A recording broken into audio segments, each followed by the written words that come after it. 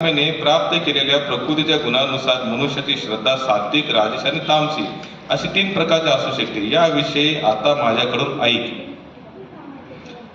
हे भारता, विविध प्रकृतीच्या गुणाच्या, आता मी काय करतो, कंटिन्यू वाचत जातो, पण तुम्ही नीट ऐका तर तुम्हाला याच्यात काय वाटेल, आनंद वाटेल. हे भारता, विविध प्राकृतिक गुणाच्या अंतर्गत मनुष्याच्या जीवनास अनुरूप अशी विशिष्ट प्रकारची श्रद्धा त्याला प्राप्त होते. जीवाने प्राप्त केलेल्या गुणांनुसार तो विशिष्ट प्रकारच्या श्रद्धेने युक्त असल्याचे म्हटले जाते. सात्विक मनुष्य देवतांचे पूजन करतात, राजसिक मनुष्य राक्षसाचे पूजन करतात आणि तामसिक मनुष्य भूत प्रेतांचे पूजन करतात. जे लोक दंभ आणि अहंकाराने शास्त्र संमत नसलेले उग्र आणि कठोर तपस्या करतात, जे लोक जे काम आणि आसक्तीने झपाटलेले असतात ते मूर्ख असतात आणि शरीराच्या भौतिक तत्वांना व त्याचबरोबर अंतर्यामी परमात्म्यालाही कष्ट पोचवतात. आहे का तुमच्याकडे कोणाकडे? वाचा पुढे. भौतिक स्वरूपाच्या 3 पद्धतीनुसार प्रत्येक व्यक्तीला जे अन्न आवडते ते 3 प्रकारचे असते. त्याग, तपस्या आणि दान यांच्या बाबतीतही असेच आहे. आता त्यांच्यातील भेद ऐका.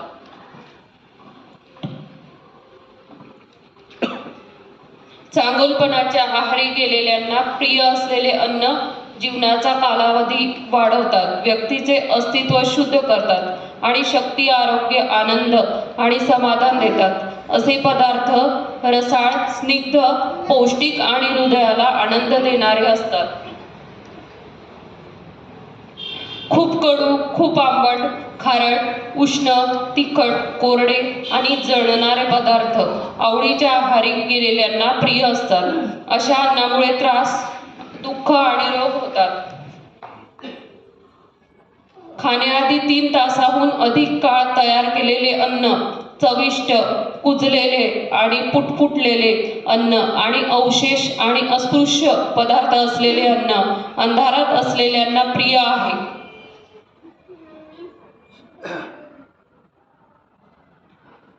फलाची आकांक्षा न करणारे आपल्या कर्तव्य म्हणून शास्त्र विधीनुसार जो यज्ञ करतात ते सात्विक यज्ञ होय.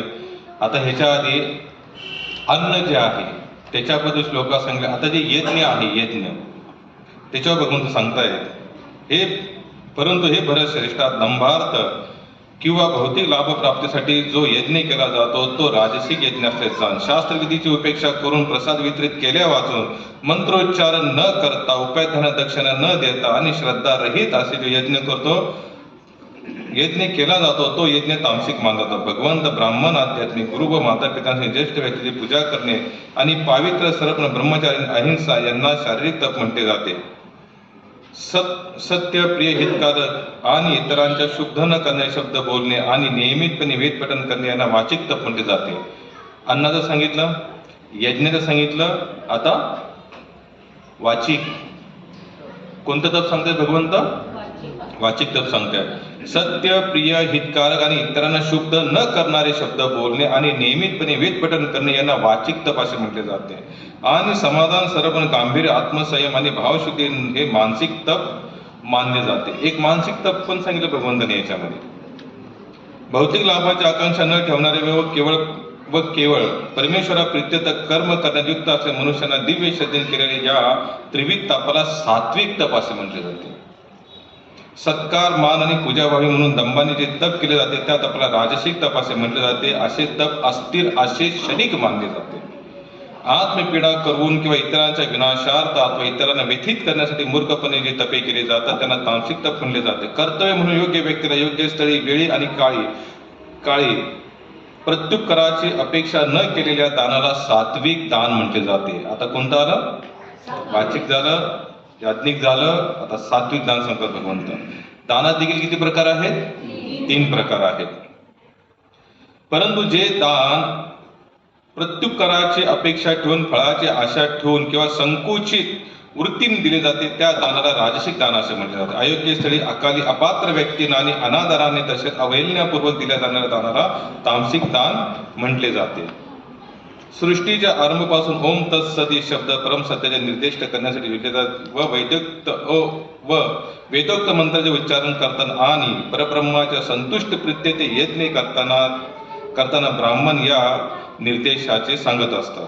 म्हणून परमेश्वराच्या प्राप्ती करण्यासाठी शास्त्रोक्त विधी विधानानुसार यज्ञ दान आणि तप करणारे ब्रह्मवादी या सर्व क्रियेचा ओंकार पासून आरंभ करतात. फळाची इच्छा न करता मनुष्याने तत शब्दाद्वारा यज्ञ तप आणि दान इत्यादी विविध क्रिया कराव्यात. भौतिक जंजाळातून मुक्त होणे हाच या दिव्य क्रियाचा उद्देश आहे. परमसत्य हे भक्तिमय यज्ञाचे उद्दिष्ट आहे आणि या सत आणि शब्दाने निर्देशले जाते. अशा यज्ञ करताना सत असे म्हटले जाते. तसेच हे पार्थ परब्रह्माच्या संतुष्ट प्रीत्यते केल्या जाणारे यज्ञ तप आणि दान आदी कर्मांनाही सत असे म्हणतात. भगवंतांनी अंतिम याच्यामध्ये श्लोकामध्ये एकदम व्यवस्थित सांगितलं. हे सगळे ह्याच्यातून अगर एकदम परफेक्ट काय करायचं असेल तर काय करा, फक्त विचार भगवंताच्या संतुष्ट प्रीती यज्ञ तप दान वाचा सिद्धी या सगळ्या गोष्टी केवळ काय करा, भगवंताच्या संतुष्टीसाठी करा. परमेश्वरावरील श्रद्धेविना यज्ञ दान आणि तप म्हणून जे काही केले जाते ते अनित्यच होय. अशा कर्माला असत म्हटले जाते आणि ते या जन्मी तसे पुढील जन्मी सुद्धा व्यर्थच ठरते. क्या सांगते याच्यामध्ये भगवान ने यहाँ पर अर्जुन ने भगवान को पूछा है. यहाँ पर क्या पूछा है, हे अर्जुन पृच्छा के लिए हे कृष्ण शास्त्रीय पालन न करता स्वतःच्या धर्म पूजन करता त्यांची काय अवस्था असते, ते सत्वगुणी रजोगुणी की तमोगुणी असतात. भगवान ने यहाँ पर स्पष्ट अर्जुन यहाँ पूछ रहे कि शास्त्रों को छोड़कर हम जो भी करते हैं ये सत्व मानना चाहिए, रज मानना चाहिए कि तम. तो भगवान ने यहाँ पर अलग अलग प्रकार से क्या बताई, कैटेगरी बता दी. क्या बता दे यहाँ पर भगवान ने कैटेगरी बता दी. यहाँ पर श्री भगवान मला देहधरी आत्म प्राप्त होतो. 3 गुण मनुष्याचे सत्व,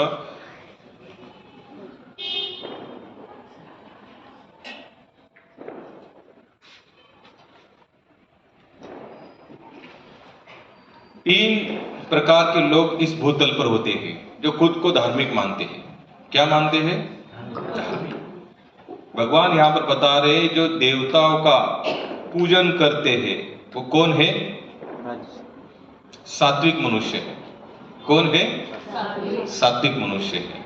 लेकिन कौन सी देवताओं का, जहां पर बलि हत्या का कहीं पर भी प्रोपोगंडा नहीं किया जाता. हम कल एक जगह, कल नहीं 2 दिन पहले एक जगह पर जिन्होंने हमारे रथ यात्रा में जो आए थे ना, जैसे देश पांडे प्रभु, तो उनके ऑफिस में बैठे चर्चा ऐसी ऐसी निकली. महाराष्ट्र आप जानते हो कि सांगोला तालुका है, पंढरपुर के पास में, सुने ना सांगोला, वहां पर एक लोटोवाड़ी करके है. क्या है, लोटोवाड़ी बोलते हैं. तो वहां का मसोबा बहुत ही प्रसिद्ध है. लोटोवाड़ीचा मसोबा म्हणतात त्यांना. जैसे अभी 30 तारीख जो है नासिक में भी हर जगह पर यात्रा होगी अभी उनकी. तो वहां का नेम है कि वहां पर बकरे कम से कम 200 मीटर दूरी पर काटे जाते हैं. बकरे जो होते ना, जो धनगर समाज में जो मेंढपाळ ज्याला म्हणतो आपण, मेंढ्या ज्या पाळल्या जातात, तर त्या लोकांचा तो विशिष्ट देव मानला जातो मसोबा लोटवाड़ीचा. और उनका नेम क्या है कि 200 मीटर के दूरी पर जो बकरे काटे जाते हैं और मंदिर के सामने से पाट बहता है. क्या बहता है, पानी गिरने की जगह, यानी कि जहां से काटा जाएगा वहां से एक ऐसी लाइन चलती है और वो कहां से निकलेगी, उस मंदिर के सामने से. उनका नेम ऐसा है, जब तक खून का पाट यानी कि बहता हुआ खून, इतने बकरे कटने चाहिए वहां पर, वो जो खून वो जब तक मंदिर के सामने नहीं आएगा तब तक वो मसोबा प्रसन्न नहीं होता. ऐसी लोगों की क्या है, भावना है. आप लोग थोड़ा सोचिए, क्या सचमुच जो परमपिता परमात्मा भगवान जो हम सबको बनाए हैं यहाँ पर, इतना तो हम लोग जानते, भले कोई कुछ भी नहीं जानता शास्त्र, लेकिन हम लोग इतना तो जरूर जानते, या कहते कि इतना तो हम लोग जरूर बोल ही देते हैं कि सबके माता पिता कौन है, भगवान है. तमेव माता पिता तुम्हें. अगर आप ही माता पिता, तो आप थोड़ा सोचिए कि कोई माता पिता ये चाहेगा कि मेरा एक भाई या मेरा एक बेटा दूसरे बेटे को काटे करके. कोई भी धर्म होने दो, कोई भी. जैसे हम अदरवाइज, जैसे कोई अलग अलग कास्ट है ना यहाँ पर, धर्म संप्रदाय है, उसमें लोग जैसे कुछ लोग क्या कहते हैं कि हमारे धर्म में तो कंपल्सरी बताया गया है कि आपको काटना ही पड़ेगा. धर्म का मतलब क्या है, कितने लोग जानते हैं यहाँ पर धर्म का मतलब क्या है? आपल्यापासून दुसरा कोणाला त्रास नको व्हायला. और स्पष्ट रूप से बताते धर्म तो साक्षात भगवत प्रणीतम। धर्म का मतलब होता है भगवान के नियम। क्या होते हैं? भगवान के। लोग क्या कहते हैं कि हम हमारे धर्म का पालन, हिंदू कहते हैं कि मैं मेरे धर्म का पालन करता हूं। अब हिंदू के नजर में धर्म का पालन करने का मतलब क्या है? भाई कोई तिलक लगाएगा, कोई शिखा रखेगा, धोती कुर्ता पहनेगा, जनेऊ धारण करेगा, या त्रिपुंडधारी होगा, या अपने शरीर को तिलक के चिन्ह अंकित करता है, ये होता है पुरुषों के लिए। हिंदू धर्म की माताएं क्या सोचते हैं? हमारे धर्म कौन सा है? सुबह जल्दी उठना चाहिए। ये मतलब मैं एकदम इतिहासकालीन माता का बता रहा हूँ। कौन से? इतिहासकालीन माता का। आजकल की माता को पता नहीं। इतिहासकालीन माता क्या करती थी? सुबह जल्दी उठती थी, रंगोलियां निकालती थी, सूरज देवता आते थे, उनको जल चढ़ाती थी। गौ माता होती तो पहले उसका दर्शन करती थी, तुलसी मैया को जल अर्पण करती थी। रोटी बनाते समय 1-2 रोटी पहले साइड में निकले, गौ माता के नाम से निकालते, कुत्ते के नाम से, जो भी था। तो इस तरीके से एक जमाने में, तो ये हम लोग क्या मानते हैं? इसको धर्म मानते हैं। कोई मुसलमान होगा तो वो क्या सोचता है कि 5 बार दिन में मुझे क्या पढ़ना चाहिए? नमाज पढ़ना चाहिए। यानी कि मैं उस परम पिता, जो भी उनका अल्लाह है, जो भी भगवान है, उनके प्रति वो क्या करते आता कि आपने हमें यहाँ पर जन्म दिया है, हम यहाँ पर आए हैं, आप ही हमारे रखवालदार हो, आपके सिवाय संसार में दूसरा कोई चर अक्षर कोई है नहीं, और आपके कारण पूरी सृष्टि चल रही है। क्रिश्चियन होगा, वो क्या करता है? हफ्ते में एक बार संडे चर्च में जाएगा। चर्च में जाकर वो क्या प्रार्थना करता है? हे जीसस, इस 6 दिन में मैंने जो भी कुछ पाप किए हैं वो मैं आपके श्री चरणों में अर्पण करता हूं। अब बताइए, फिर हम मंडे से पाप करना शुरू कर देंगे, और फिर संडे आएंगे, और फिर जैसे हिंदू धर्म में या मुस्लिम धर्म, जैसे जो ईद का महीना चलता है, तो वो पूरा ईद का महीना बकरा बिकरा कुछ नहीं खाते, किसी को नहीं काटते, कुछ नहीं, एकदम सात्विक आहार, खजूर खाना, फ्रूट खाना, केले खाना, दूध खाना, यहाँ तक ठीक है। और जैसे खत्म हो जाता है, ले टूट पड़े। हिंदू धर्म में श्रावण मास होता है, अधिक मास होता है, कार्तिक महीना होता है, सोमवार, गुरुवार, शनिवार, ये नहीं, एकादशी, संकष्ट, ये दिन नहीं खाएंगे। बाकी कि आप लोग थोड़ा डीपली जाकर सोचना, आप ही लोग सोचना, गीता तो यहाँ पर हम बाद में आएंगे, क्या ये धर्म का पालन हो सकता है? अगर कोई मुसलमान सोचता है कि मुझे ईद के पूरे महीने नहीं खाना है, किसी बकरे को नहीं काटना है, इसका मतलब वो जानता है ये ईद पूरा महीना में क्या करता हो? तपस्या में जीवन जीता हो। और वो जानता है अगर मैं कुछ बीच में कुछ गलत कर दूंगा तो मेरी तपस्या हो जाएगी। श्रावण मास में अगर कोई हिंदू नहीं खाता है, दारू नहीं पीता है, नहीं खाता है, वो समझता है कि मैं बीच में खा लूं तो मेरा क्या होगा? तपस्या टूट जाएगी। अगर हम लोग इतना जानते हैं कि ये सब करते समय अगर उल्टा सुल्टा काम करते, ये भी जानते पाप है, श्रावण मास का पालन करना क्या है? पुण्य है। लेकिन उस श्रावण मास में बकरे को खाना, अंडी मच्छी मांस खाना, दारू पीना क्या है? पाप है। तो मुझे बताइए कि श्रावण मास खत्म होने के बाद खाएंगे तो क्या भगवान उस चीज को मान्य करेंगे? आपने पूरा श्रावण अगर तपस्या की है, सब कुछ किया है, नियम से चले हैं, और उसके बाद में अगर खाते हैं तो क्या श्रावण मास में आपने पकड़ा? पूरा ईद का महीना अगर आप कुछ नहीं करते हैं और बाद में फिर खाना शुरू कर देते, तो क्या आपने ईद का, रमजान जो भी रोजा उसे कहते हैं कि आपने रखा? नहीं रखा। और इससे भगवान कदापि प्रसन्न होने वाले नहीं है। स्वामी भक्तिपाद जी ने एक बुक लिखा है, वन गॉड करके, एक परमेश्वर करके। उन्होंने उसमें जितने भी धर्म है संसार में, उन सब की जो प्रार्थना है, जैसे अजान गाई जाती है, प्रे किया जाता है जाकर, जैसे हम लोग यहाँ पर भगवान के मंत्रोच्चार के माध्यम से भगवान को प्रसन्न करना चाहते हैं, तो उन्होंने सभी धर्म के मेन जो प्रार्थना है उसको लिया, और उसका अनुवाद जब उन्होंने लिखा ना, अनुवाद लगभग सभी धर्म की जितने भी प्रार्थनाएं हैं सभी का अनुवाद एक ही समान है। और वो कौन सा अनुवाद है? हे भगवान, आप हमारे माता पिता हो, आपने इस भूतल पर हमें भेजा है, और मैं वही कर्म करूंगा जिससे आप आनंदित होंगे। वैसे वो आनंदित है ही, लेकिन जब हम कुछ अच्छा काम करते उनको भी थोड़ा सा अच्छा लगता है। लेकिन आज ये धर्म की परिभाषा लोगों ने क्या की है? एक पोटली में बांधकर साइड में रखी है। सब लोग अपने अपने हिसाब से धर्म का पालन करना चाहते हैं। पालन छोड़ो, नया नया धर्म निर्माण करना चाहते हैं। क्या करना चाहते हैं?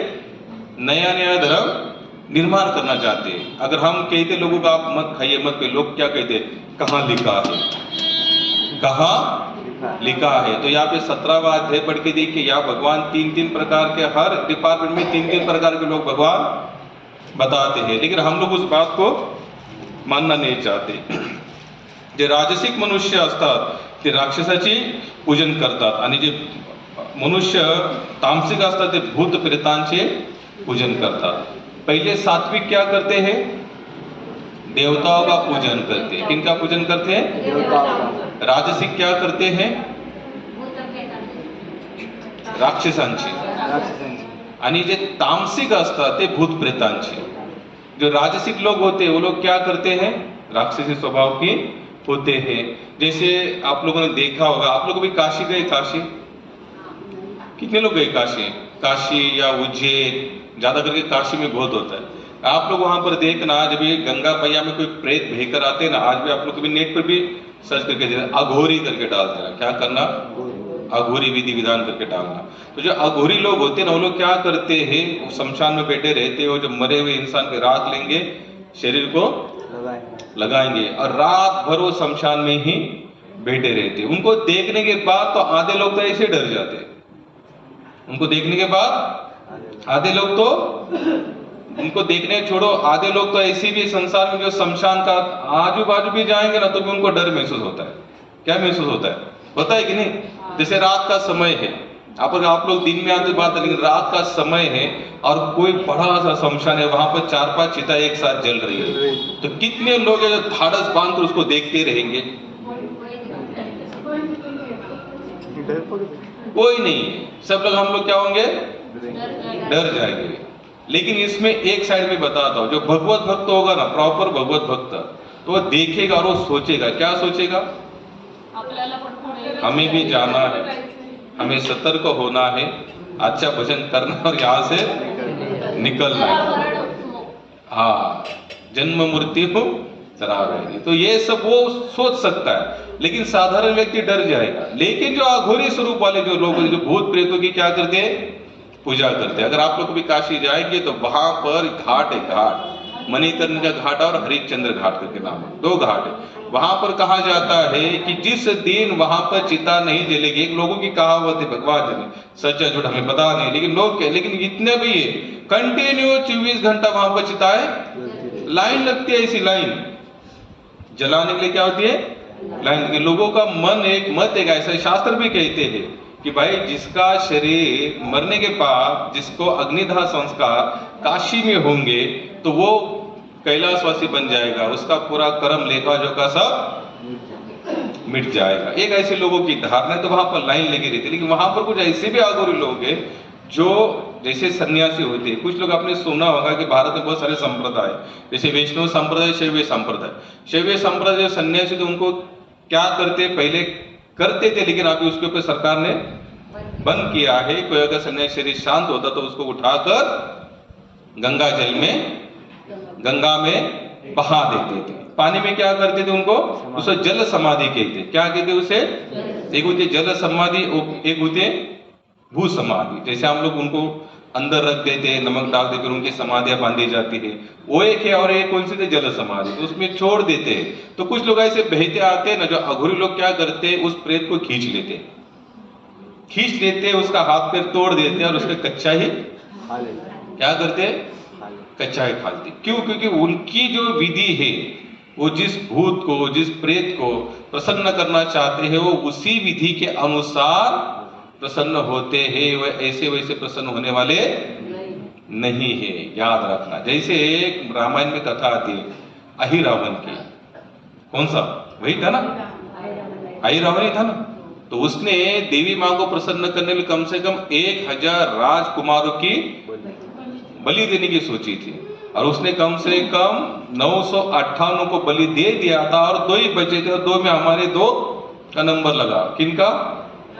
राम और लक्ष्मण जी का।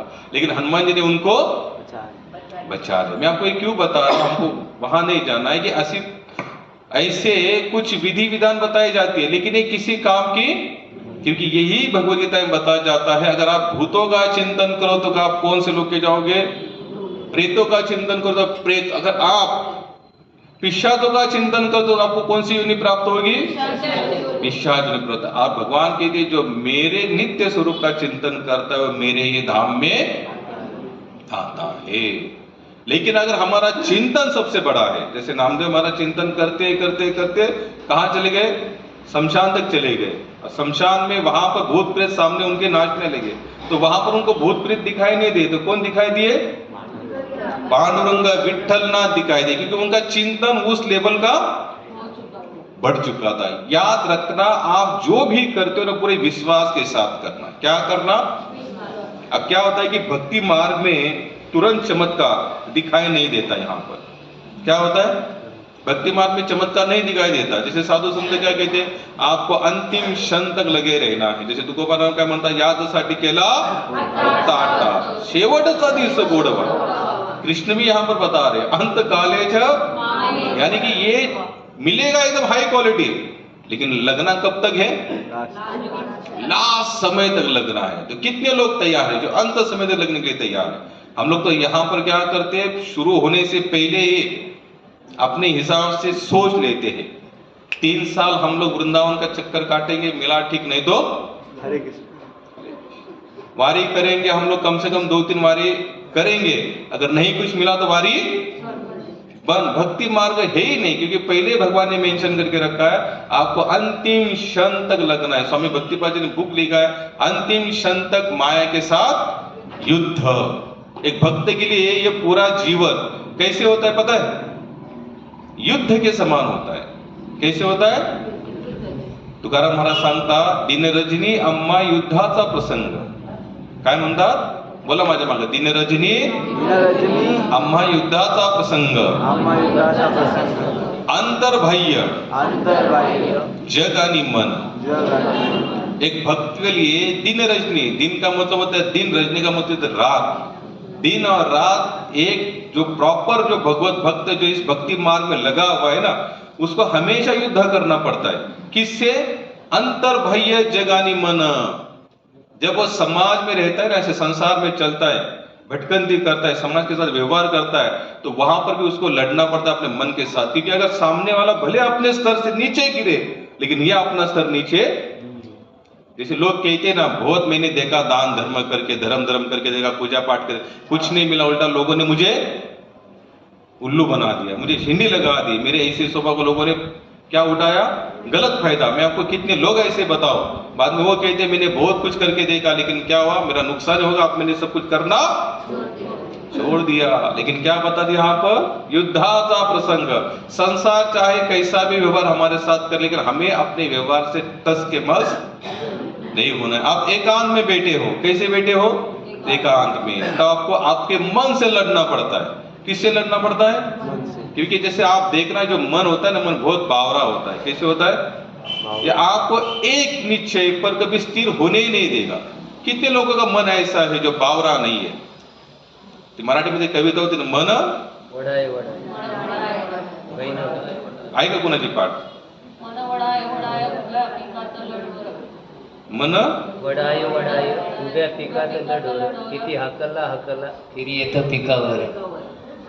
पुढे पुढे काय हरकत नहीं। हम लोग को इतना ही देखना है कि इस मन के लिए हर एक साधु संतों ने, सभी ने, केवल मैं ऐसा नहीं कह रहा कि केवल हम जिनके फिलोसॉफर है या फिर हम कृष्ण राम को मानते हैं, कृष्ण राम को मानने वाले लोगों ने बता ना, आप कहीं पर भी जाइए, जो मन है ना, मन बहुत ही चंचल है, और ये पता नहीं कब क्या कौन सी बात हमारे दिमाग में भर दे। मोहम्मद पैगंबर जो थे ना, एक बार वो क्या करते, अपने काफिलों को लेके चलते थे। जैसे हम लोग शिष्यगण कहते, उनके क्या होता था? उनका एक काफिला होता था। तो उनका एक लड़का था, तो लड़का कहता है, बाबा आप रोज जाते हो, मैं भी आपके साथ आना चाहता हूँ, क्या करूँ?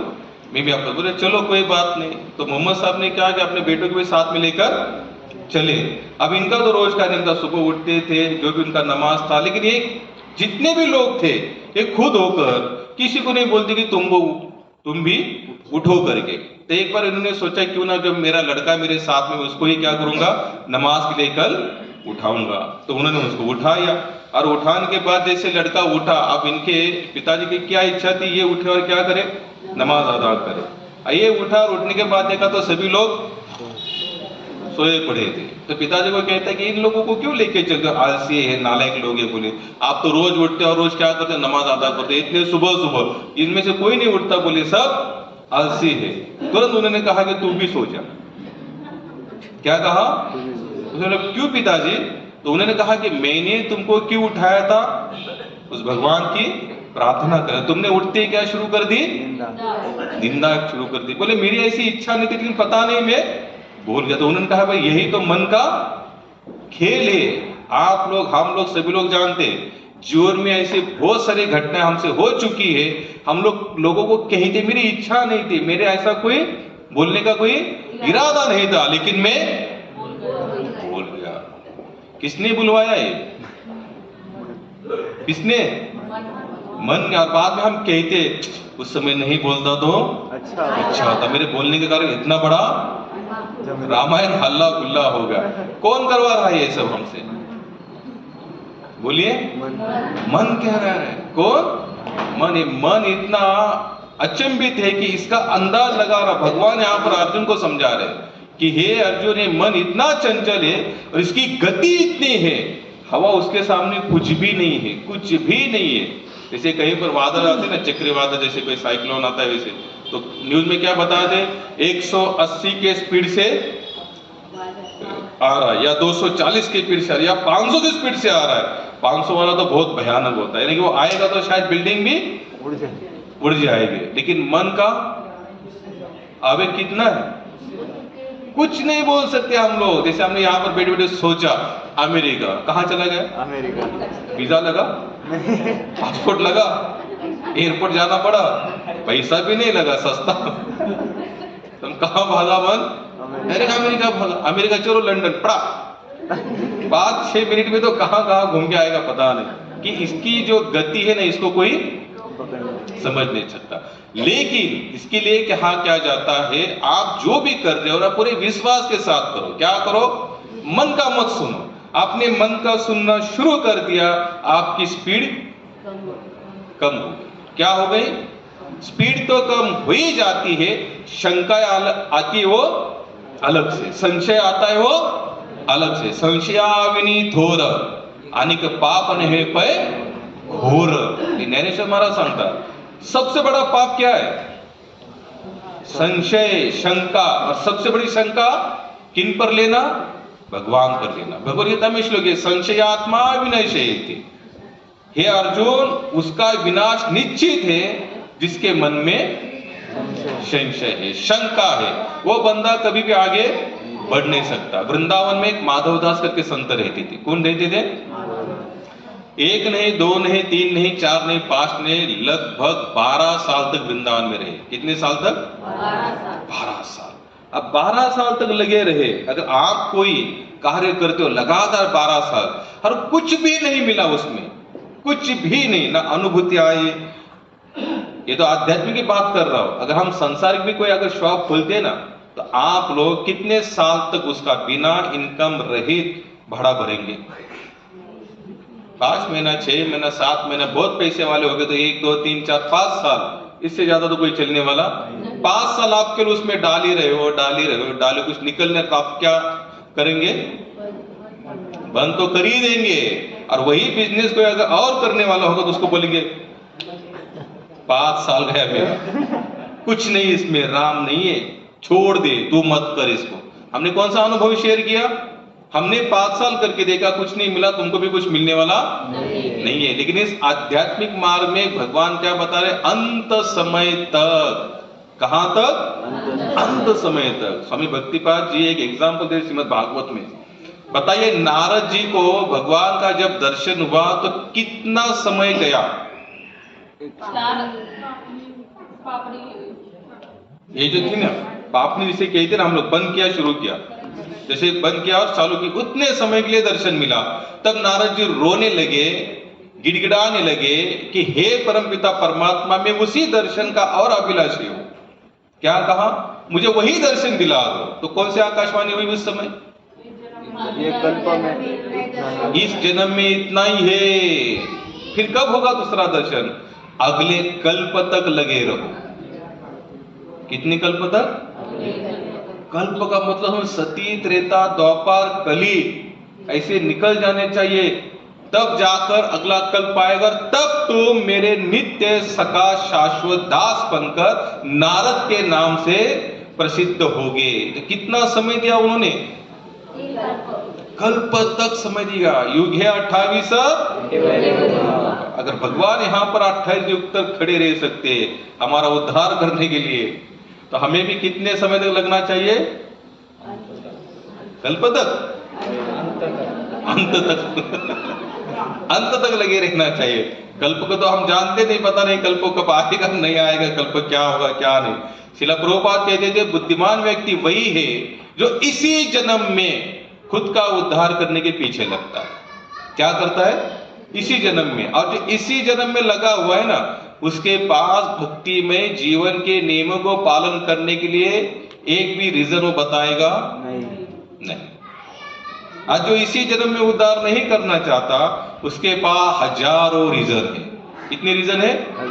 हजारों रीजन। सुबह उठो, प्रभु जी नहीं उठ सकते, आपको नहीं पता, हमको सोते सोते ही 11 बजते, खाना खाते ही 12 बजते, और फिर इधर उधर टाइम पास करते करते 1 बजे। अभी आप ही बताइए, 1 बजे सोएंगे तो 4 बजे कैसे उठेंगे? कैसे उठेंगे? जिनके पास ऐसे रीजन है वो कल्प तक लगे रहेंगे। कितने तक? कल्प तक लगे रहेंगे। अनुकूल संकल्प प्रतिकूल वर्जिता। इसी श्लोक में भगवान ने वाणी की तपस्या बताई, इसी श्लोक में इसे आते भगवान ने खाने की तपस्या बताई, इसी में भगवान ने यज्ञ की तपस्या बताई, और इसी में भगवान ने यह भी बताया कि मुझे प्राप्त करने के लिए सर्वोत्कृष्ट क्या है कि मेरे लिए करो। खत्म। क्या करो? मेरे लिए करो। स्वामी भक्तिपाद जी ने अमेरिका में प्रभु राधा मुरलीधर नामक एक बिल्डिंग खड़ी की, 7 मंजिली बिल्डिंग। कितनी?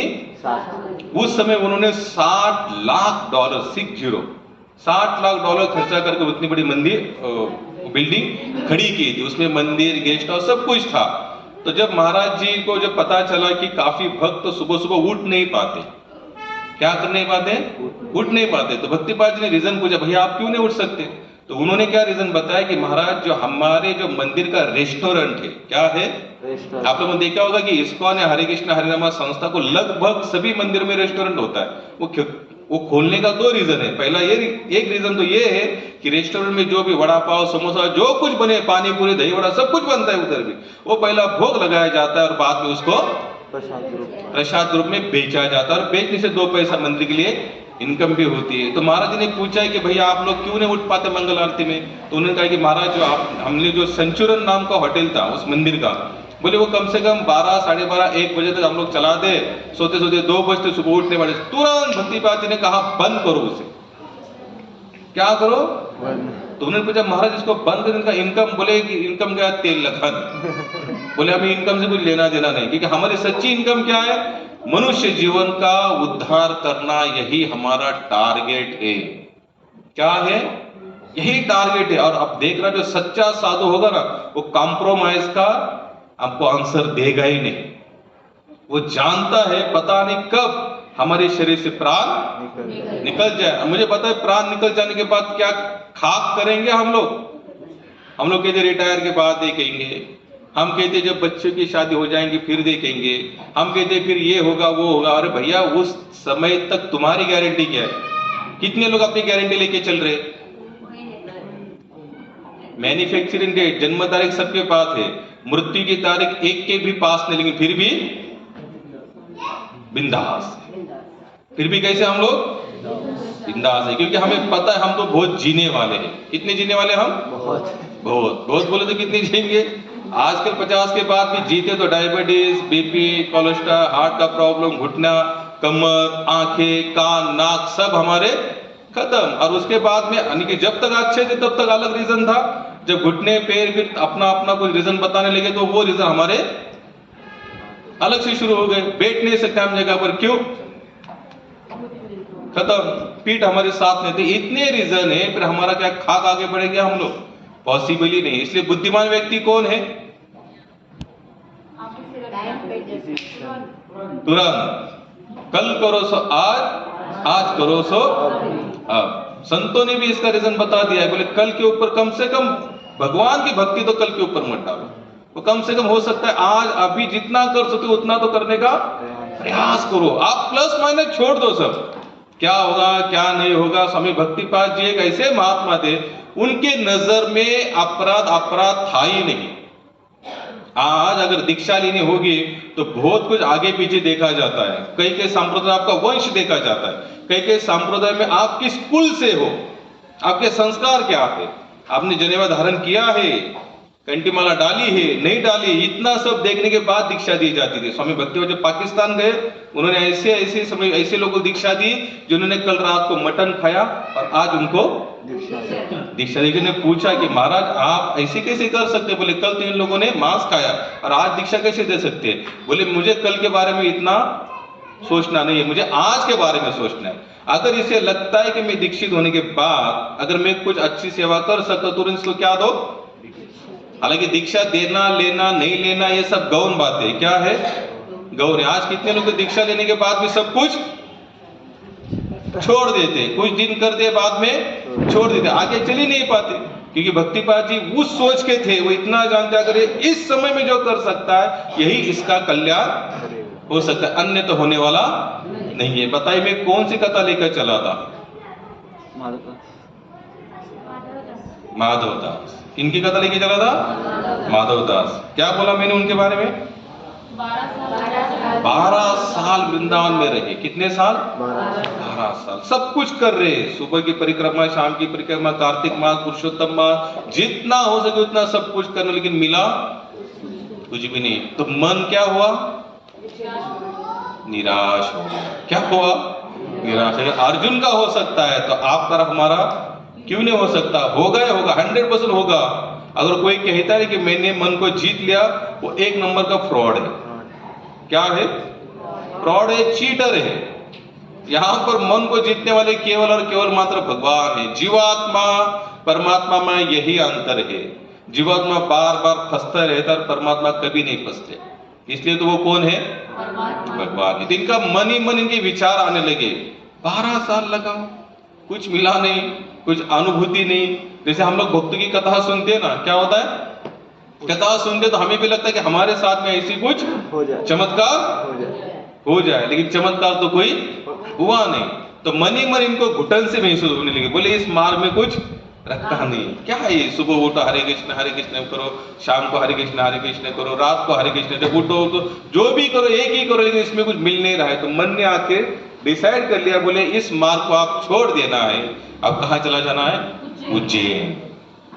कहाँ जाना है? उज्जैन। और उज्जैन जाके क्या करना है? तंत्र मंत्र को सिद्ध करना है और कोई तांत्रिक बन जाना है, सिद्ध तांत्रिक बनना है। क्या बनना है? और होता है ये सही भी है, ये झूठ नहीं है। आप लोग कभी मिले क्या ऐसे लोगों से? मिलना है? अगर वो इस दिन यहाँ आएंगे ना, यहाँ बैठने के लिए जगह नहीं होगी, क्योंकि सभी को चमत्कार चाहिए। क्या चाहिए? चमत्कार चाहिए। अगर यहाँ बैनर लग देना चाहिए कि आपके हर समस्या का हल 5 मिनट में, रिजल्ट 10 मिनट में। बंगाली बाबू आप लोग ट्रेन जाते हो ना, बंबई वाली ट्रेन में जाते हो कभी? ट्रेन में तो ऊपर लिखा था बंगाली बाबा 100% रिजल्ट। नहीं आया तो पैसा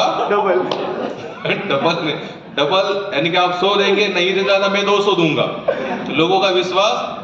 और मैं इतने सालों से बंबई आता, अगर बंबई में जीवन पूरा गया हमारा, मैं जाता आता रहता हूँ, तो हर बार नया नया पेम्पलेट लगा। इसका मतलब उनका बहुत नाम है, चल रहा है।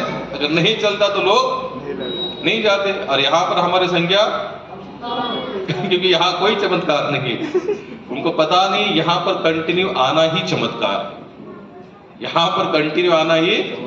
कृष्ण के बारे में, राम के बारे में जो कान उत्सुक होते हैं सुनने के लिए, यही सबसे बड़ा चमत्कार, क्योंकि यही तो जीवात्मा का कर्म है, धर्म है। यही तो जीव जब तक भगवान से नहीं मिलेगा तब तक हम कैसे हैं? अपूर्ण है। फिर वो निकले कहाँ? उज्जैन। तो उज्जैन आने के बाद एक बड़े तांत्रिक से मिले। उन्होंने कहा कि मैं तंत्र विद्या सीखना चाहता हूँ। उन्होंने कहा देखो भाई, उज्जैन में अगर कुछ करना है ना तो पहले परमिशन लेनी पड़ती है। किसकी? काल भैरव की। किसकी? काल भैरव। आप लोग उज्जैन गए? कितने लोग गए उज्जैन? काल भैरव का प्रसाद लिया? कितने लोगों ने लिया? माता जी आपने लिया काल भैरव? काल भैरव का प्रसाद है वहां पर। क्या चढ़ाई जाती है वहां पर? मदिरा। क्या चढ़ाई जाती है? मदिरा। सौभाग्य से हमें एक बार जाने का मौका मिला। मैं गोलकपुर, हम 3-4 गुरु भाई थे, बोले काल भैरव जाएंगे, तो गए तो बाहर ऐसे सब बॉटल बिटल रख के भर के, बोले क्या है? बोले यहाँ के काल भैरव के लिए यही प्रसाद चढ़ता है। तो वहां पर प्रसाद चढ़ाने के लिए भी लाइन थी और प्रसाद पाने वालों की भी लाइन थी। भाई जिसको जो प्रसाद चाहिए वो तो फिर मिलेगा वहां पर। तो गए, बोले आपको पहले काल भैरव को प्रसन्न करना पड़ेगा। बोले कम से कम 6 महीना उनकी साधना, वो अगर आपके ऊपर कृपा कर दे तो आप तंत्र विद्या में सफल हो जाएंगे। आप ये कहां से आए थे? वृंदावन से आए थे। ये आए थे, इन्होंने बता दिया तो लगे। ज्यादा नहीं, 20-25 दिन में ही उनको एक आवाज सुनाई देने लगा। उनको आवाज क्या सुनाई दिया कि मैं काल भैरव हूं, मुझे क्यों बुला रहा है? मुझे क्यों बुला रहे हो? मैं काल भैरव हूं। तो जिस दिन उनको आवाज, उनको लगा शायद मेरा भ्रम है, वहम है। उनको फिर लग गए आंखें बंद कर, जो साधना बताई थी। फिर आवाज आया, बोले मैं काल भैरव सचमुच बोल रहा हूं, मुझे आपने क्यों बुलाया है? ऐसे 2-3 बार होने के बाद फिर ये बोलते हैं, भाई अगर आप काल भैरव हो तो मेरे सामने क्यों नहीं आते? फिर जब मैं आंखें खोलता तो आप मुझे दिखाई नहीं देते, बस आपका आवाज सुनाई देता है। तो फिर आवाज आता है, बोला आपने जो वृंदावन में रहकर जो तपस्या किए ना, तो तप का बल इतना है कि मैं आपके सामने आ नहीं सकता। क्या कहा? आपके तप का बल इतना है कि मैं आपके उस बल के सामने में टिक नहीं पाऊंगा, इसलिए मैं आ नहीं सकता। मुझे बताओ मुझे क्यों बुलाया? इतना सुना, छोड़ दिया और सब कहां चले आए? वृंदावन चले आए। इसे कहते हैं सतोगुनी तपस्या कहते हैं। हमेशा याद रखना, भगवान को प्रसन्न करना सबसे उच्च कोटि की तपस्या है। क्या है? उच्च कोटि। कभी भी रजोगुनी तमोगुनी में मत जाना। जैसे रावण था, उसने कौन सी तपस्या की थी? तमोगुनी की थी, लेकिन महादेव को प्रसन्न किया। लेकिन कैसे किया? शरीर का एक-एक पार्ट काट कर आहुति कर रहा है, एक-एक पार्ट काट कर आहुति कर रहा है। तो ये कौन सी तपस्या है? तमोगुनी। अब तमोगुनी तपस्या करने के बाद बुद्धि भी कैसी बनी? तामसिक बनी। जब शिव जी सामने आए, कहा मांगो बेटा क्या चाहिए? क्या कहा? मांगो बेटा। बेटे ने क्या मांगा? रावण ने क्या मांगा? नहीं, अमर का तो मांगा ही मांगा, लेकिन और क्या मांगा? भाई मैं तपस्या, जिस प्रकार की आप तपस्या करते हो ना, उसी प्रकार की आपकी मांगे बढ़ती है। क्या बढ़ती है? मांगे। रावण की लंका जो सोने की थी उसकी नहीं थी, वो तो शिव जी की थी। किनकी थी? तो उन्होंने वही मांग लिया, बोले वही दे दो। मेरे घर पे आकर मेरा ही सब लूट लीजिए। अब इसकी तपस्या भी कौन सी थी? उसी लेवल की थी, स्वार्थी लेवल की थी। ये क्या चाहता था? पूरे 3 लोगों पर मेरा राज्य हो। और एक बाजू में हमारे कौन थे? ध्रुव महाराज। ये भी क्या मांगने गए थे? राज्य ही मांगने गए थे। पिताजी के यहाँ पर बैठना है, वैसे मुझे राजा बनना है, जैसे भगवान को देखा। लेकिन उनकी तपस्या कौन सी थी?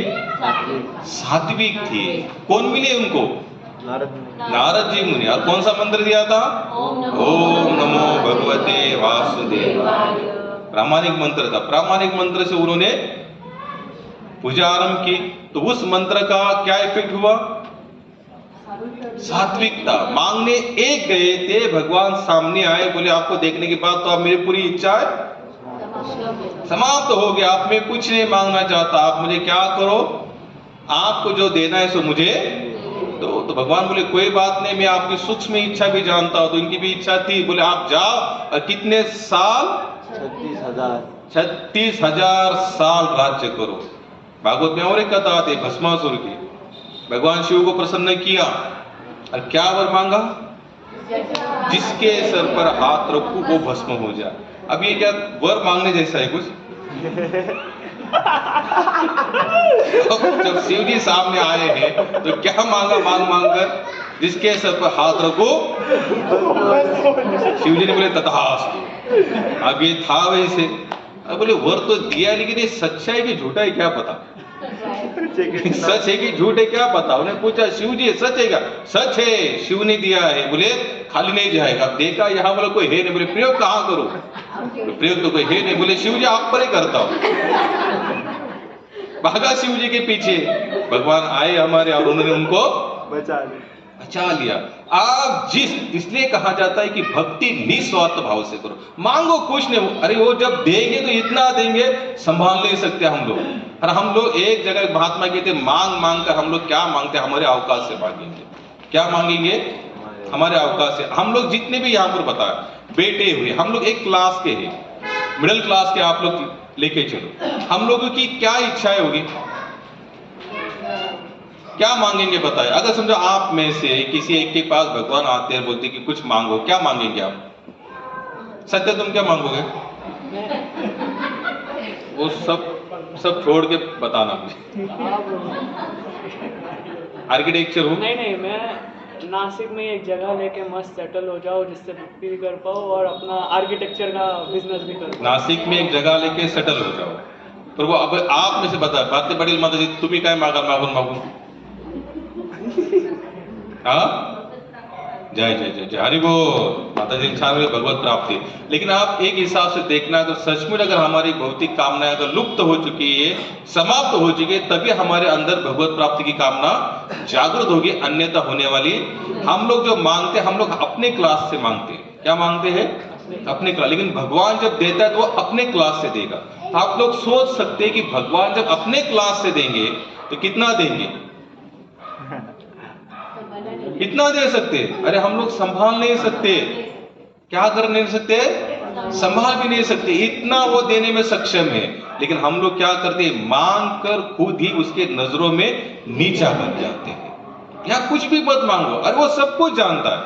हनुमान दास पोद्दार कहते हैं जब कोई बच्चा छोटा होता है ना, तो माता हर समय जानती है बच्चा मांग नहीं पा रहा है, अब कुछ बोल भी नहीं पा रहा है। जैसे ठंडी के दिन आते हैं ना, तो आने से पहले ही माता जानती है बच्चा मेरे पर निर्भर है, उसकी कान टोपी, उसके स्वेटर, उसके हैंड क्लॉथ, ठंडी से बचने के लिए जो भी चाहिए सब कुछ लाएगी। बरसाती माहौल आएगा तो क्या करेगी उसके लिए? उसको झाड़ा ना हो जाए, बुखार ना हो जाए, सर्दी ना हो जाए, सब कुछ।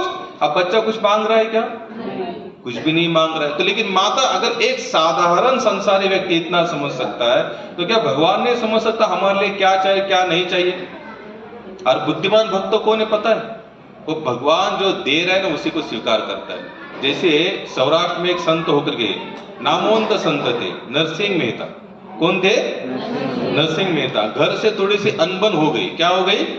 अनबन हो गई। अनबन जैसे उन्होंने घर छोड़कर मरने के हिसाब से चले गए। गिरनार गए आप लोग? जूनागढ़ कितने लोग गए जूनागढ़? अगर आप लोग जूनागढ़ जाएंगे तो जब गिरनार की प्रदक्षिणा करते तो वो शिव मंदिर आज भी विराजमान है, जहां पर नरसिंह भगवान को स्वयं शंकर जी ने दर्शन किया था। अब ये यहाँ पर घर से निकले, क्यों निकले? शरीर को त्यागने के हिसाब से। अब त्यागने, भाई एक सच्चा भक्त जाएगा तो कहाँ जाएगा मरने के लिए? अगर उसको मरना भी होगा तो कहाँ जाएगा? एक तो वृंदावन जाएगा, नहीं तो मैं अगर मैं बद्रीनाथ जाता हूँ, मैं क्या सोच रहा है बद्रीनाथ जाएंगे उधर मरेंगे। अब इधर उधर कोई, जैसे कोई संसारी व्यक्ति वो मरने के लिए कहाँ जाएगा? ट्रेन के पटरी के नीचे। किधर जाएगा? ट्रेन के पटरी के नीचे जाएगा। लेकिन भक्त कभी पटरी के नीचे, अगर वो मरना भी जाएगा तो कहाँ जाएगा? पंढरपुर चलो, वृंदावन चलो, चंद्रभागा में जाकर मैं कूद जाऊंगा और मर जाऊंगा। लेकिन संसारी कोई जहर पी लेगा, कोई लटक जाएगा, कोई बिल्डिंग से कूद जाएगा, ट्रेन के पटरी के नीचे सो जाएगा। लेकिन भक्त जानता है अगर मरना है तो ऐसी जगह पर जाकर मरेंगे कि मरने के बाद वहां पर भी उद्धार के चांसेस बने रहे। वहां पर भी उद्धार के चांसेस बने रहे। और ऐसी सचमुच ऐसी बहुत सारी घटनाएं घट भी चुकी है। भाई मन है ना, मन क्या होता है? बहुत डामाडोल होता है। ये पता नहीं कभी क्या इसका सोच सके। बताइए मैं कहां पर था? गिरनार, माधव आए ना हम लोग आगे। ये निकले घर से, अनबन हो गई, बोले अब जी कर क्या करूं, मुझे यहाँ पर कोई पूछता नहीं है। आया और शिव जी के मंदिर में बोले आप ना अन्न को लेना है ना जल लेना है, और वहीं पर बैठे रहे। 1 2 3 4 ऐसे करते करते 9 दिन तक लगे रहे। कितने दिन तक? 9 दिन तक। अब शिव जी भी उनके ऊपर प्रसन्न हो गए। भाई शिव तो ऐसे भी क्या है? भोले बाबा है, नाम भी उनका वैसे। कम समय में झट के पट प्रसन्न होने वाले। आप क्यों होते हैं लेकिन वो झटकेपट प्रसन्न? क्योंकि वो खुद हमेशा भगवान की आराधना में लगे रहते। उन्हें कोई डिस्टर्ब करता है, बोले इसको एक बार दे दो और इससे अपना छुटकारा पालो और फिर भजन में लग जाओ। तो शिव जी इनके सामने आए। शिव जी इनके सामने आने के बाद उनको पूछा कि आप 9 दिन तपस्या कर। बोले तपस्या से कुछ नहीं कर रहा, मैं तो मरने के हिसाब से आया था। कोई बात नहीं, लेकिन मैं फिर भी आपके ऊपर प्रसन्न हूं। मुझे तो लग रहा है कि आपने क्या की, तपस्या। तो नरसिंह मेहता बोले कोई बात नहीं, आपको लग रही है तो बात अलग है। तो शिव जी कहते नहीं, कुछ मांगो आप, जब मैं आया हूं तो कुछ ना कुछ देख कर जाऊंगा। तो नरसिंह मेहता पहले तो कहते मुझे कुछ भी नहीं चाहिए। भाई ये ऐसे भी क्या आए थे, सब कंटाल कर आए थे, छोड़कर आए थे। बोले कुछ मांगने की इच्छा नहीं। फिर शिव जी कहते नहीं नहीं, कुछ तो मांगो। क्या कहा, कुछ तो मांगो। ये फिर बोलते मुझे कुछ भी चाहिए। आखिर शिव जी कहते अरे भैया कुछ तो मांग, मैंने आज तक कहां पर गया और मैं खाली हाथ कभी आया, वैसे मैंने कभी किया नहीं, कुछ तो मांगो। तो नरसिंह मेहता मनी मन सोचते, बोले अगर कुछ मांगना है तो ऐसा मांगना चाहिए जो इनको भी अच्छा लगता है। तो नरसिंह मेहता ने कहा शिव जी अगर आप मुझे कुछ देना ही चाहते हो तो वो चीज देना जो आपको भी अच्छी लगती है। क्या मांगा, आपको भी अच्छी लगती है। तो शिव जी ने कहा कि मुझे केवल एक ही चीज अच्छी लगती है, और वो क्या लगती है, भगवान का राम नाम, रास। राम नाम तो लगता ही लगता है, लेकिन उस लीला में बताते कि मुझे भगवान कृष्ण राधा रानी की रास अच्छी लगती है। या मेरे साथ रास में चलोगे तो एक में आज तक का रिकॉर्ड इस शास्त्र के हिसाब से भगवान राधा और श्री कृष्ण के रास में प्रवेश करने वाले भगवान शिव के साथ मनुष्य के रूप में आने वाले कौन थे, केवल नरसिंह मेहता थे। और वो फिर शिव जी ने उनको अंदर रास में प्रवेश करवाया। तो शिव जी को क्या अच्छा लगता है सबसे, रास। आज भी अगर आप वृंदावन जाएं तो गोपेश्वर महादेव है, सुबह से लेकर शाम 6-7 बजे तक श्रृंगार है, और 7 बजे के बाद गोपी का श्रृंगार होता है। क्यों, क्योंकि आज भी रोज रात भगवान शिव कहां चले जाते हैं, रास में चले जाते हैं। अच्छा, इतनी सब कथाएं मैंने बताई, उसका कारण क्या था, तपस्या। क्या है, रजोगुण वाली, सत्वगुण वाली और तमोगुण वाली। तो इसमें से सबसे श्रेष्ठ क्या है, सत्वगुण वाली है। सत्वगुण में क्या होता है, जीवात्मा केवल भगवान को प्रसन्न करने के हेतु से हर कार्य करता रहता है। जैसे आगे भी भगवान यहाँ पर बताते, समय थोड़ा लो, थोड़ा आगे, क्योंकि बहुत लोग हमारे बच्चे वैसे। अब खाने के ऊपर से आते आगे भगवान यहाँ बता कि प्रत्येक व्यक्तीला आवडणारा आहार ही प्रकृती 3 गुणानुसार प्रकारचा असतो। तो यहाँ पर भगवान ने अलग अलग स्थिति बताई। जैसे 3 घंटे के ऊपर पकाया हुआ अन्न खाना नहीं चाहिए, रात को बचा हुआ अन्न सुबह खाना नहीं चाहिए, और खराब हुआ तो खाना चाहिए। इसके पीछे शास्त्र रीजन भी देते हैं और साइंस भी बताता है। अगर आप लोग देखना, आजकल बहुत सारे वीडियो ऐसे आते हैं, जो माइक्रोसोफ्ट होता है ना, माइक्रोसोफ्ट, जो कम से कम 4 या 5 घंटे के बाद उस अनाज को अगर आप उसके नीचे डालेंगे ना तो आपको छोटे छोटे छोटे कीड़े नजर आएंगे। ये शास्त्र ऐसे नहीं लिखा गया, इसके पीछे दोनों रीजन है। एक तो भौतिक के अनुसार भी, शरीर के अनुसार भी। शरीर भी खराब होता है खराब अन्न खाने से। लेकिन एक जगह पर शिला प्रभुपाद बताते हैं, लेकिन फिर भी अगर आपकी मानसिकता ये भगवत प्रसाद है ये समझकर खा रहे हो तो उसका इफेक्ट आपको भक्ति में, जीवन की उन्नति के लिए ये होगा। स्वामी भक्तिपाद एक बार न्यू वृंदावन में थे, वहां पर अमेरिका में थे, तो उनके टेबल पर एक सेब रखा था, सफरचंद। तो रोज देखकर आकर वो ऐसे कम से कम 8 से 9 दिन बीत गए। अब भाई सफरचंद धीरे धीरे सूख गया, तो सूखने के बाद एक भक्त ने क्या किया, उठाकर उसको डस्टबिन में डाल दिया, कचरे के डब्बे में। महाराज जी उन्होंने पूछा भाई यहाँ एक सेब था, बोले सेब कहाँ गया?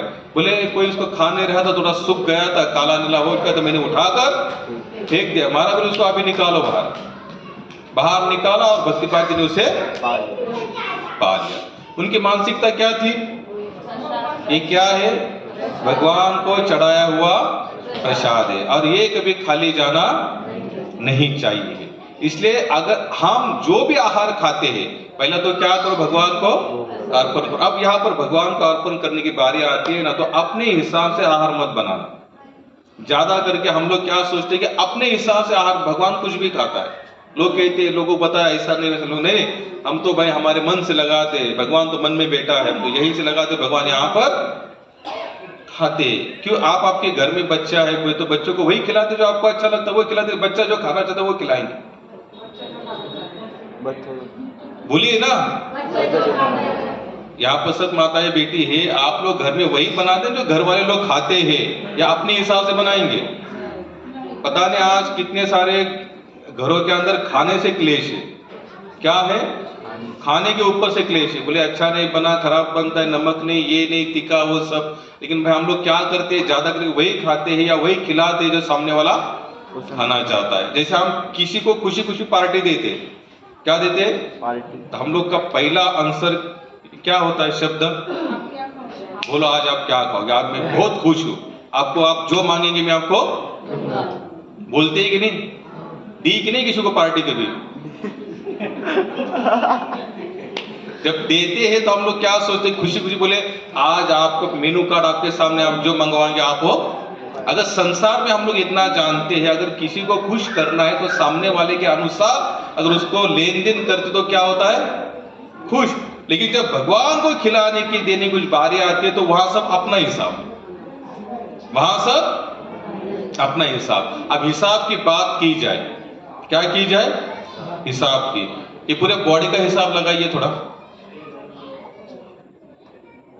ये कितने की बॉडी है हमारी? करोड़ों। बोलिए ना।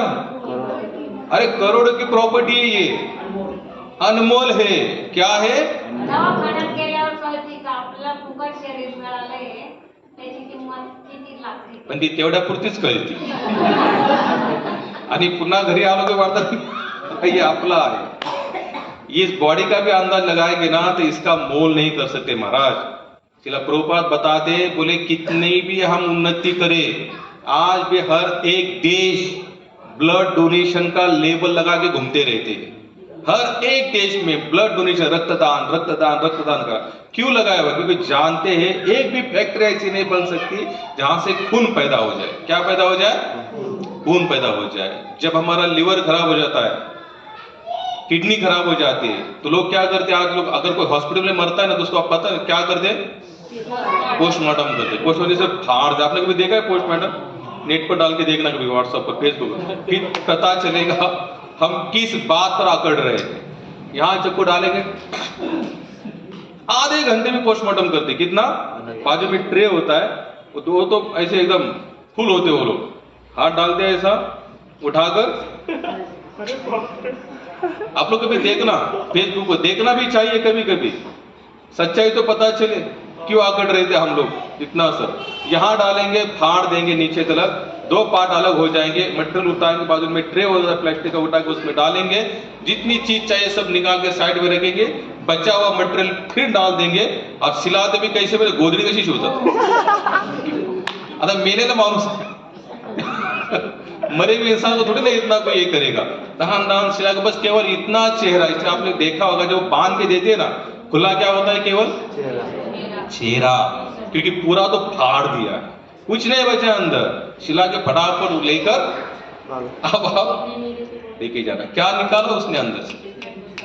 जो इस संसार के लोग बना नहीं सकते उस चीज को उन्होंने निकाल दिया। लीवर यहाँ कोई नहीं बना सकता, हार्ट यहाँ पर कोई नहीं बना सकता, पुर्जे जो भी अंदर जितनी चीज होगी सब निकाल। जो जानते इसकी फैक्ट्री संसार में कभी बनने वाली नहीं है। तो हमने आपको क्यों बता रहा हूं भाई, इतनी अनमोलता जब पता चलेगी ना तो हमको पता चलेगा कि भगवान ने हमें क्या दिया है। अब देखो, भगवान ने अगर करोड़ रुपए की प्रॉपर्टी दी है तो हमें कम से कम उसके हिसाब से थोड़ा जीने में क्या जाता है? कुछ प्रॉब्लम है क्या? लेकिन हम लोग नहीं जिएंगे, हम लोग नहीं जिएंगे। भगवान कहते हैं इसी श्लोक में है आगे, लेकिन अभी समय का अभाव है। कृष्ण बताते, मैं सत्व गुण वाला आहार स्वीकार करता हूं। कौन सा आहार? सत्व गुण वाला कौन सा आहार होता है? जिसमें प्याज नहीं, जिसमें लहसुन नहीं, जो तीखा नहीं, जो ज्यादा खट्टा नहीं, जो ज्यादा रसीला नहीं, ऐसे आहार का भोग भगवान को लगाया जाता है। लेकिन अब हमारा उल्टा है, हम इतने साल से यहाँ पर लगाए, अपवाद ही किसी लोगों ने प्याज और लहसुन छोड़ा होगा। आजकल तो लोग कंठी माला पहनने वाले भी प्याज लहसुन खाते हैं। ये दुर्भाग्य हमारा। महाराष्ट्र के संत तुकाराम महाराज तो यहां तक बताते, जो प्याज लहसुन खाता है उसे गौ हत्या का पाप लगता है। जब हम जाते हैं वारी में, कभी कभी मौका मिलता है तो वहां पर चंद्रभागा के तट पर काफी वारकरी वहां पर प्रसाद बनाते। मैं किसी की निंदा नहीं कर रहा, अगर कोई बोलेगा ढूंढ के बताओ, मैं ढूंढ के भी बताने के लिए सक्षम हूं। तुकाराम महाराज बताते जो प्याज लहसुन खाता है वो गाय खाने का उसको पाप लगता है, लेकिन हम लोग छोड़ने के लिए तैयार नहीं। क्यों नहीं? हम लोग क्या सोचते हैं, हमारे रीजन देखो आप कितने बढ़िया रीजन है। प्रभु जी छोड़ेंगे लेकिन बाहर जाएंगे तो क्या खाएंगे, बाहर जाएंगे तो क्या खाएंगे? बोले क्यों?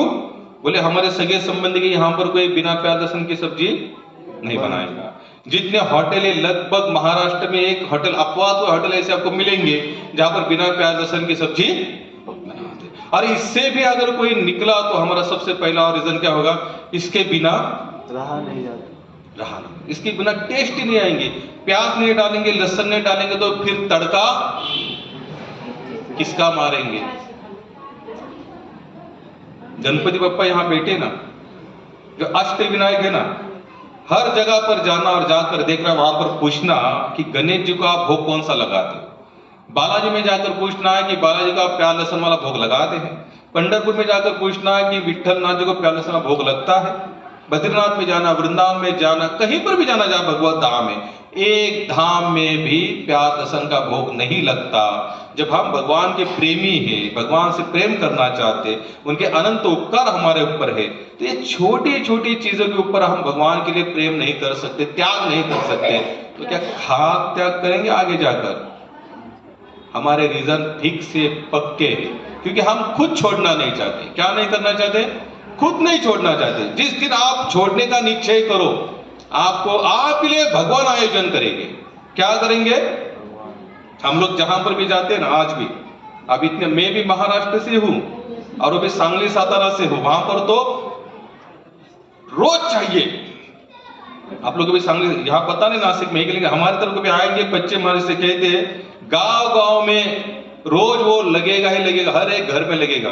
और जो नहीं खाता होगा तो प्याज लहसुन तो कच्चे खाने वाले लोग हैं, खाने के साथ साथ चाहिए। लेकिन जिस दिन हमने छोड़ने का प्रयास किया, आज लोग खुद कहते हैं कि प्रभु जी आ रहे तो हमें आज बिना प्याज लहसुन का खाना बनाएंगे। आप आपके हट पर अड़े रहो, सामने वाला बदलेगा, लेकिन आपकी जिद ही नहीं है। जब आपकी जिद है नहीं तो सामने वाला बदलने वाला नहीं है। अच्छा, पता है कितने लोगों को मैंने बताने के बाद लगता है कि छोड़ना चाहिए, छोड़ो मत छोड़ो बात अलग है, छोड़ना चाहिए कितने लोगों को लगता है? अच्छा, कुछ लोगों को लगता है। अच्छा, जिसको लगता है वो सचमुच छोड़ेंगे क्या?